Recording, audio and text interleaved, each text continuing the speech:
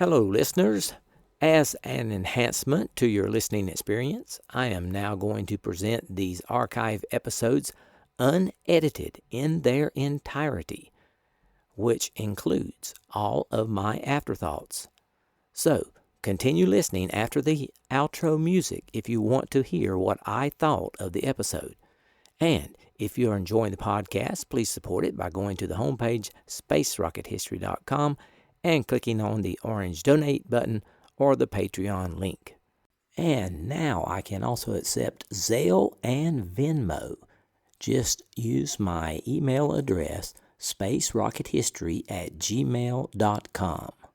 Thanks. We choose to go to the moon in this decade and do the other things, not because they are easy, but because they are hard. Godspeed, John Glenn. Roger, 0G, and I feel fine. Getting my feet out. Okay, I'm out. How does it feel for the United States to be the new record holder? At last, huh? When that baby lights, there's no doubt about it. Liftoff. We have a liftoff. 32 minutes past the hour. Liftoff on Apollo 11. Listen, Tranquility Base here. The Eagle has landed. That's one small step for man, one giant leap for mankind.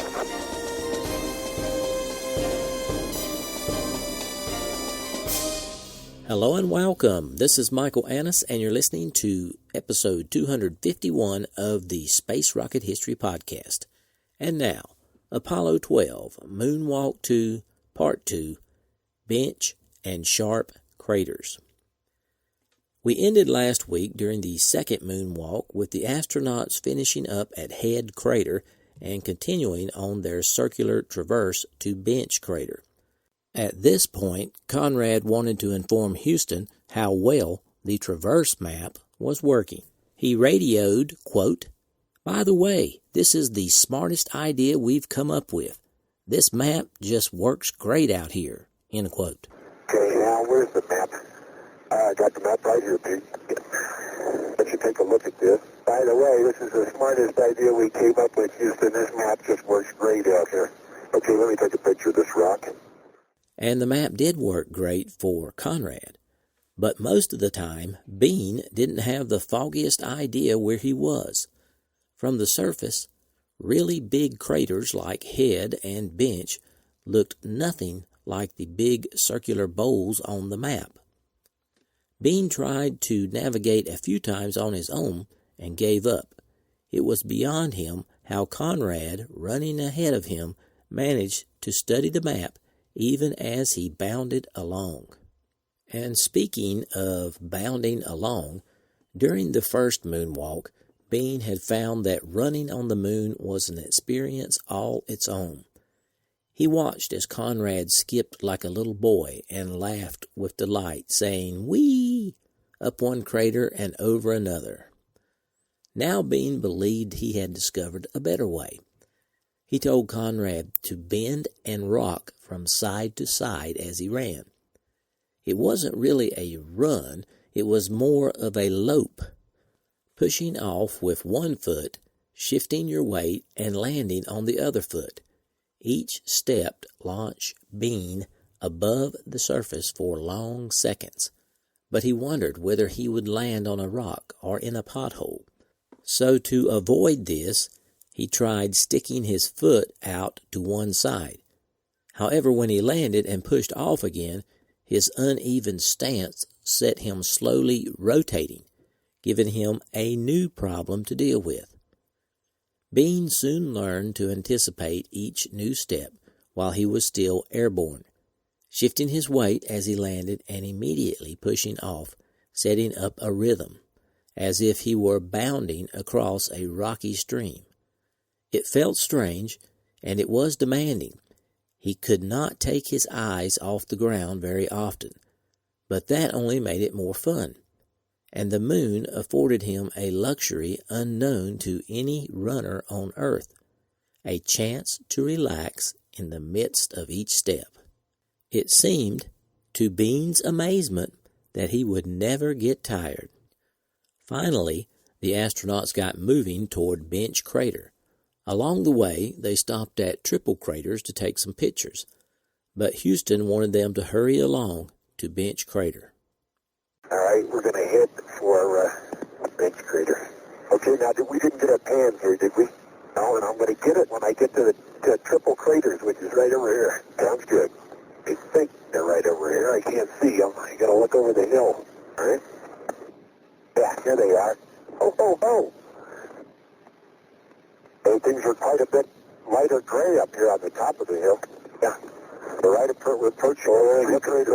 Look at these craters, Al. Now, Houston, do you want head crater from triple craters? Is that what you want, or do you want the triple craters? Pete, we suggest you just move on to Bench and comment on that double core tube. If you find a spot that looks soft, go ahead and sink the double core tube. We'll do it at Bench. Okay. Roger. It's really a shame, Houston. We could work out here for 8 or 9 hours. The work is no strain at all. I took 3 quick pictures of triple craters, Houston. While Conrad led the way, Bean scanned the ground for something interesting. It wasn't easy to do field geology at full gallop and on the moon. And actually, it wasn't much easier standing still. Everything was so dust-covered that only the most subtle variations in texture were visible. Even the rocks looked almost alike, until Bean held one right up to his faceplate. Then he could see hints of what lay beneath the dusty coating. The green glint of olivine crystals or a chunky white grain of feldspar. Bean could see tiny pits, actually craters made by micrometeorites, peppering the sides of the rock. And he was telling Houston all about it when Conrad cut him off, saying, "Hey, Al, quit baloneying and give me a hand." One of the interesting things about this side of the mountain, this side of the crater, is that these boulders aren't uniformly distributed around. They all seem to be over here on the western side.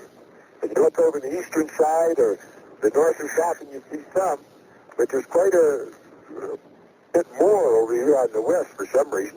If that could go out, so I'd just put Maloney in and help me. Okay. But Bean understood. The geologists were going to have the rest of their lives to study these rocks. Why waste time talking about them?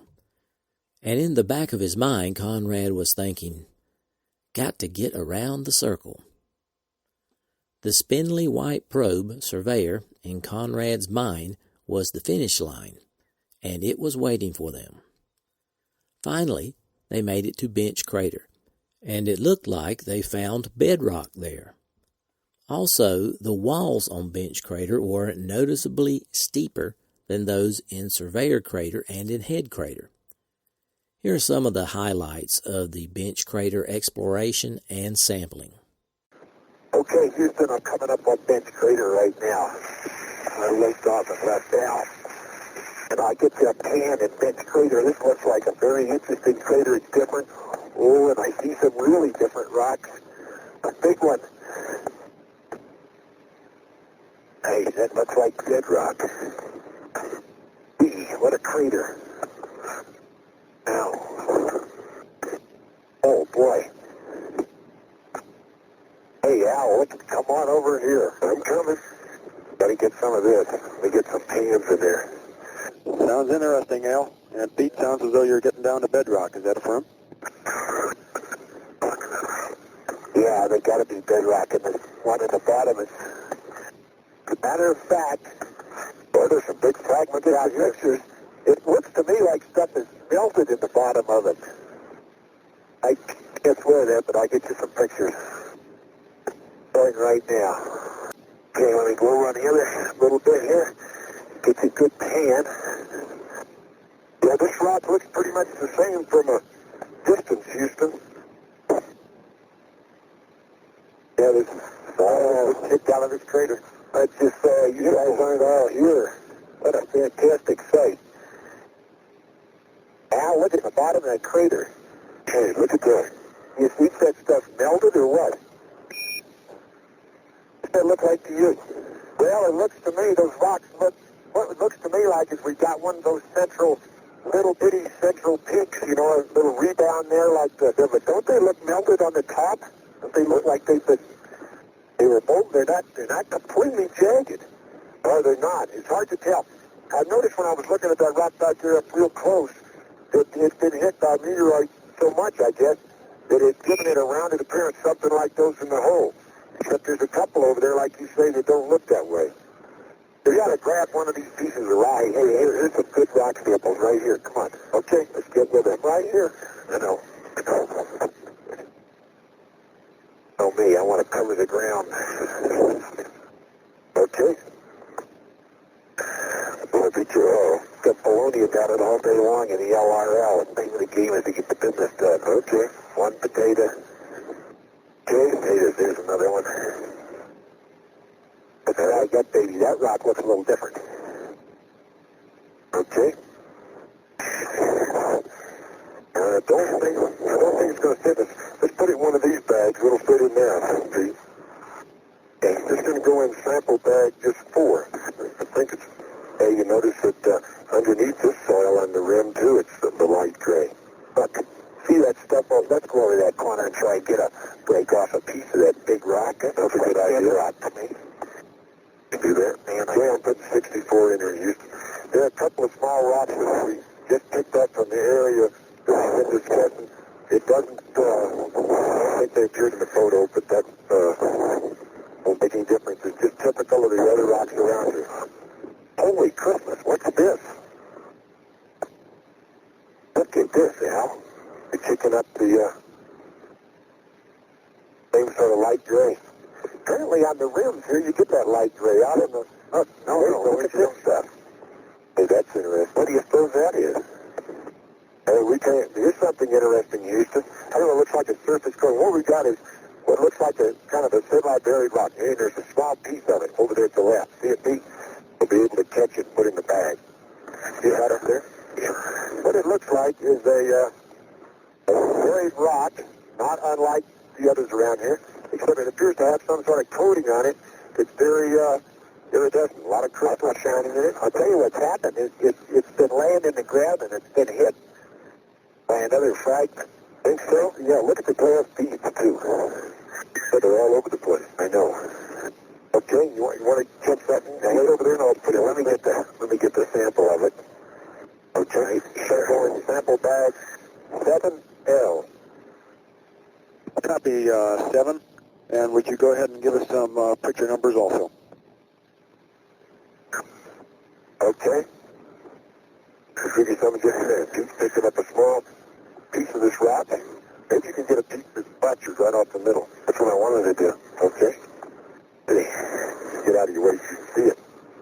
Let me hand you the scoop. There it is. Right there. Okay?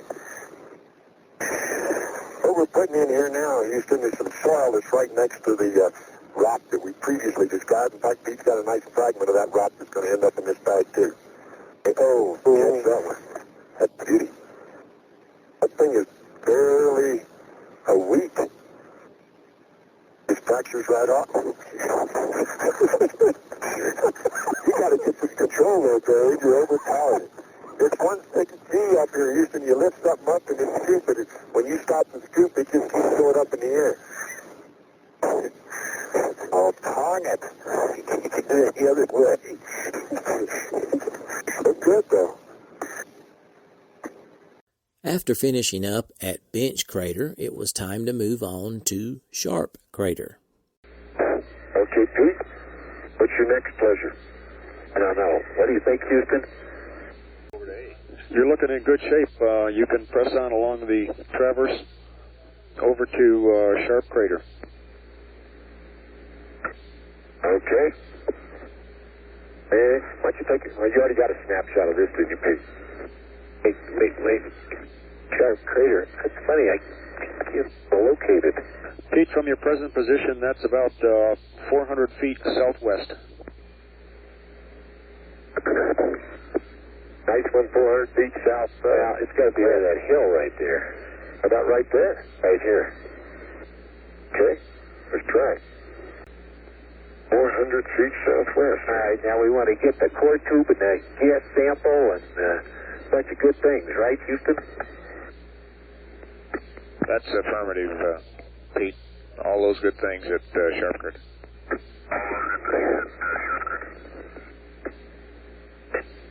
Gotta find it first. Okay, Houston. Sharp Crater, where are you? Got it pinpointed, Pete? No, I can't find it. No, I'm going in about the right direction. There's one right over here to kind of more to your right. I'm looking down zero phase, you know, and that's... There it is. It's got to be it right there. Hey, I see it. Boy, there's some big fragments out here. Say that again. You got the shovel? I sure do. Good boy. As you heard, Pete and Al were having some difficulties finding Sharp Crater. Well, that's not it either. Well, we stop here and look at the chart a little bit more closely.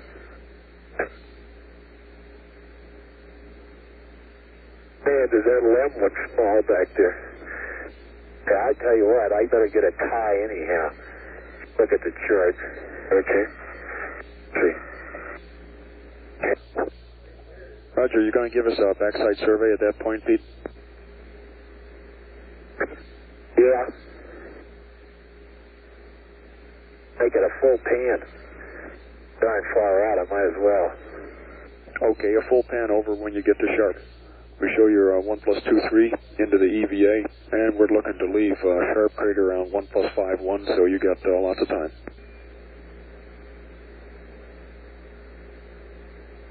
I gotta find Sharp Crater. I kind of agree with you. Where is it?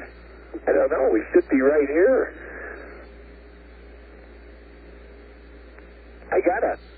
How big is Sharp Crater? It's pretty small. It looks to me to be about 30 meters. Okay, I got it. It's right here in front of me. Okay? Yeah, that's it. So. With Sharp Crater probably found, I now have some highlights of its exploration and sampling. This has got to be Sharp Crater right here. We'll drive that double core tube in there. All right? Yeah, this got a nice light rim on it. In fact, the rim of this looks pretty much like the area we kicked over on the previous craters. I'm not sure this is Sharp Crater, but let's use it anyway because there's the only one out here. I know, I can see nothing out here. It's the darndest thing I ever saw. We're estimating diameter of Sharp Crater, Pete, for about 40 feet. 40 feet, huh? Well, this may be it. This is it. This gotta be it. Got a nice raised rim on it? Yeah, look at that. That's raised up about, what'd you say, 2 feet? And trouble is, I'm running zero phase. That's why I could never see. Oh, yeah, look at that. Hey, this is the same color as all that subsurface material. It's awful soft in here. Watch it.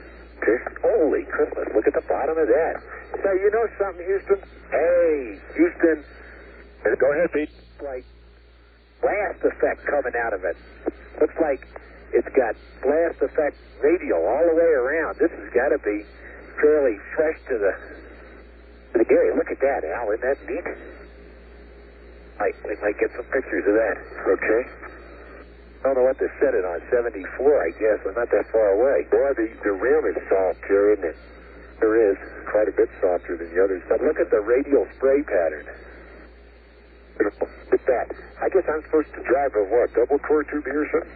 Yeah, set that baby up. Look at that. Skip. We got to dig a trench. Al, we'd like to get the trench site sample there, and you can hold off on that double core tube until you get over to Halo Crater.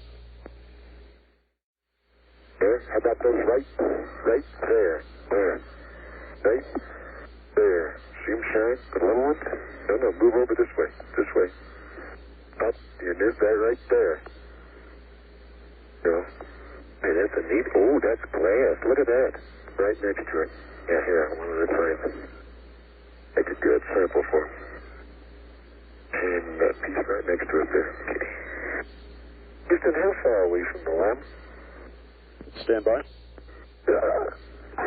That's tricky. Hey, we need some more, Pete. Give me a bigger rock. There's not enough in there to do anything. Hey, come on. I'm getting tired of picking up those little things. There's nothing in there.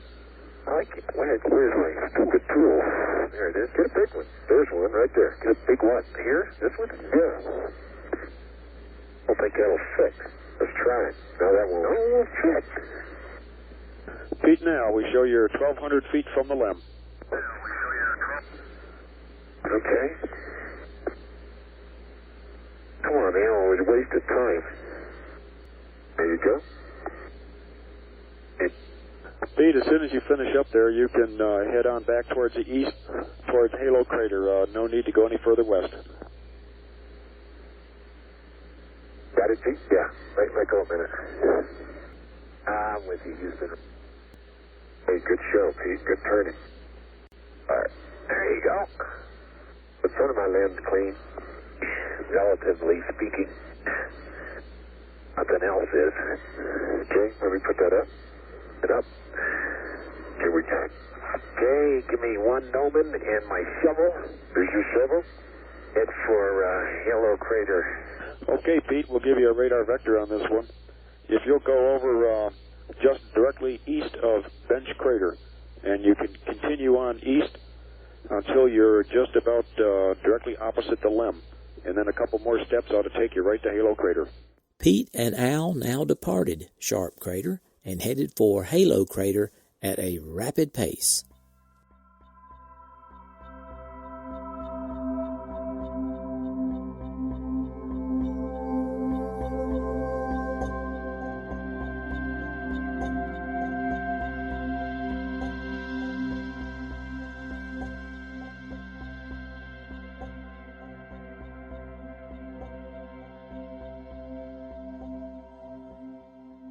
Salutations from the volunteer state. This is Michael Annis, your host, and I wanted to say thanks for listening to episode 251 of the Space Rocket History Podcast, entitled Apollo 12, Moonwalk 2, Part 2, Bench and Sharp Craters. I hope you enjoyed this episode. It was a pleasure to bring it to you. I want to give a big shout out to all my longtime listeners. Thanks for staying subscribed, and extend a warm welcome to my new listeners. I'm glad you're here. In case you haven't noticed, I have added more episodes to the archive podcast. We now have episodes 1 through 60 available on iTunes, Google Play, and all your favorite podcatchers. Just look for the Space Rocket History Archive. I'll try to get some more up next month in May with the goal of catching up with the main podcast RSS feed. Today, we salute the Orion level donors. There are 24 so far this year. Orion donors contribute $100 or more during the calendar year. Thanks for your continued support, Orion donors. Had a few afterthoughts after this week's episode. First, I want to credit my sources: A Man on the Moon by Andrew Chaikin, Apollo 12 Lunar Surface Journal, and Apollo, an Eyewitness Account by Alan Bean. Okay, next week we will continue Moonwalk 2 with Halo and Surveyor craters. I hope you have all seen the traverse map for EVA 2. I posted it on episode 250, and you can find that on my website, spacerockethistory.com. It really is helpful to see in a picture form where the astronauts were walking around this circular traverse. I have a better map than that now, and I may try to post that next week. Well, do you think Pete and Al were having a good time? It sure seemed that way to me, laughing and joking away. But Pete was quite a taskmaster with Al, telling him to quit baloneying and to come on, he was wasting time. And Al would reply, okay. But Pete was in charge and he wanted to cover everything. Pete and Al were such good friends, I doubt if it bothered Al at all. Anyway, that sharp crater is hard to find, isn't it? We get, that's it. No, there it is. No, it's right here in front of me. No, that's got to be it over there. Do you think they finally found Sharp Crater, or they just settled on what they thought it was? I think they did. I think they found it. Okay, folks, I have posted some pictures and audio for this week's episode on the homepage, spacerockethistory.com. Hope you check that out. I was pleased to receive one new donation and one increase in support for the podcast over the past week. James H. pledged on Patreon well above the Orion level. Thank you for making such a fantastic pledge. James, I certainly do appreciate it. David H. increased his pledge on Patreon to the Mercury level. Our Patreon donors are now at 169, with a goal of reaching 218 for 2018. And our overall donors for 2018 have reached 236, with a goal of reaching 418. For those of you who are enjoying the content provided here and have not donated yet in 2018, please consider supporting the podcast if you're financially able. Keep in mind, Space Rocket History is entirely listener-funded. I depend upon your financial support to keep the podcast going. To support the podcast, go to the homepage, spacerockethistory.com, click on the orange donate button or the Patreon link. All donors are rewarded with their name on the donors page at the level they choose to donate. For those of you who have already donated for 2018, I certainly appreciate it. I have an item to give away. This week, it is the official Space Rocket History logo vinyl refrigerator magnet. It has the picture of the official SRH logo with the rockets. To select the winner, Mrs. SRH gave every 2018 donor a number. And then she put it in the Google random number generator, and she got the number for Stephen Lebowski. Stephen, if you would email me, Mike at spacerockethistory.com, and tell me your address, I will mail this out to you. I was pleased to see the podcast received 3 new 5-star ratings on iTunes over the past week. I want to sincerely thank those people who gave the podcast the all-important 5-star rating. Also, if you are enjoying the archive podcast, I would appreciate it if you would go ahead and give it a 5-star rating as well. Thanks to all those who have done so in the past. Okay, that's all I have for this week. I hope to have episode 252 posted by next Thursday. So long for now.